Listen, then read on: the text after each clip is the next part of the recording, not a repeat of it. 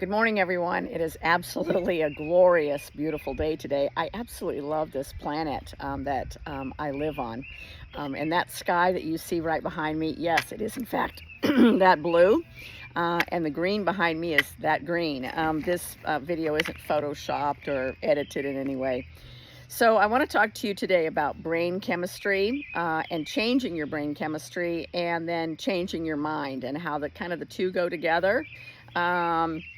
But you can tackle them together or separate. It's up to you. Tackling them together is kind of easier. So there's three things that we know in regards to the neural synapses of the brain and actually forming new neural synapses. There's some products that help with that. One is omega-3s, somewhere between 2,000 and 4,000 milligrams. We now know that lion's mane absolutely forms new neuron connections, which is absolutely amazing. And so does psilocybin, low dose, under 500 milligrams. So we know that that when you do a combination of those together by themselves, one day, one the next, whatever it is that works for you, that yes, you'll absolutely regrow new neural synapses in your brain, which then can again facilitate profound experiences in healing. So then let's talk about changing your mind, because that seems to be the one that trips most people up. It's pretty easy to just take a pill. It's a lot harder to do a particular practice. So I was trained in dialectical behavioral therapy and actually was a skills trainer for 14 years in Texas.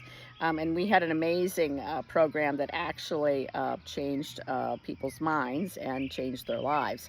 So let me talk to you just briefly about some things that you can do to help change your mind. And one of those things is that you begin to take control. This is the one time you actually do get to have control of something, of your own mind. Taking control of your own mind looks like becoming aware of what you're thinking about all the time. We call that in dialectical behavioral therapy observation. And it's not about right and wrong. It's not about good and evil. It's not about any of those things. It's not black and white. It's about what's effective in the moment. And when you learn to start thinking about your own mind and taking control of your own mind, then you can begin to start taking control of some of your own behaviors. There's also some other things that can help too.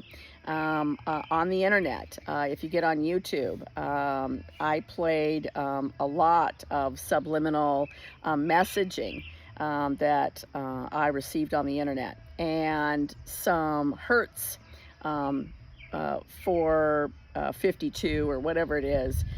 Pick one that works for you. I used one that had a rain sound to it, and I listened to that every night.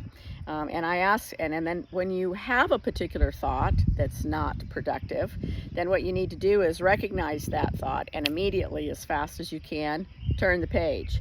You need to think of something else. You need to dance in the kitchen. You need to put music on. You need to go take a cold shower. You need to do whatever it is that takes you out of that looped, continuous thinking. Now, let me tell you why that's so important, because those of us that have trauma, lots of times, go into that loop thinking again and again. And then what happens when we see therapists is that we tell our story again. And then we meet somebody new and we tell our story again about what happened to us. And then we meet a new therapist and we tell our story again. And every time you tell that story, you form a new groove in your brain, just like a rut in a road that's difficult to get out of. So I learned through a great program 20 years ago called Landmark Forum to stop telling my story. Which was a fairly traumatizing event for me, but I will tell you, it was incredibly effective. So what I learned is that sometimes we have to have permission to stop telling our story because we've told it a lot and we feel invalidated because we've told our story and we don't have any new skills.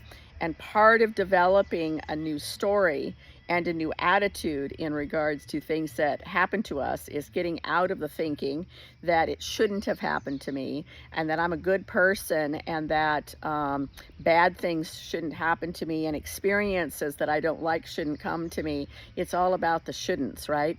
And so once we get out of that thinking and then we realize that this this particular planet and existence works a certain way, it's easier then for us to not feel so special. And I was reminded several times in my 20s and 30s that my story wasn't any more special than anybody else's story, and that perhaps, just perhaps, my ego was being attached to that story. So in your brain, I want you to know that your trauma looks like everybody else's trauma. It affects your basal ganglia, it affects your cingulate gyrate, and it affects your prefrontal cortex, which is the executive function of your brain. So your trauma looks like everybody else's trauma. Your trauma isn't any more special. What is unique is the circumstances sometimes around your trauma, but even understanding those circumstances rarely helps us change our behaviors. What helps change our behaviors is eating correctly, getting enough sleep, and that means you're in bed before 10 o'clock because that's the way the circadian rhythm works. Now, don't ask me why. There are a few people in the world where you don't have to do that, but again, you're talking about a really, really slim minority of people, because being in bed before 10 o'clock with the lights out and the electronics not around you is really important. Don't sleep well? Let me tell you, there's a great little trick that I learned early on, and that is I start at 1,000 and I count backwards. And this is the way it sounds: 1,000, and then I say to myself, deeply relaxed. 999, deeply relaxed. 998, deeply relaxed. Self-hypnosis, telling your brain to turn off. And I want you to know that in 14 years of my clients doing this, when I had a program, nobody ever got to 1 and had to start over. Now, you may not like that. It may be easier, quite frankly, to just pop a pill, but I guarantee you that eventually the pills won't work and you'll be right back to where it is you are again. So again, it's all about, again, not right, not wrong, but what's effective. So you'll look at what's effective and then you'll do the next right thing.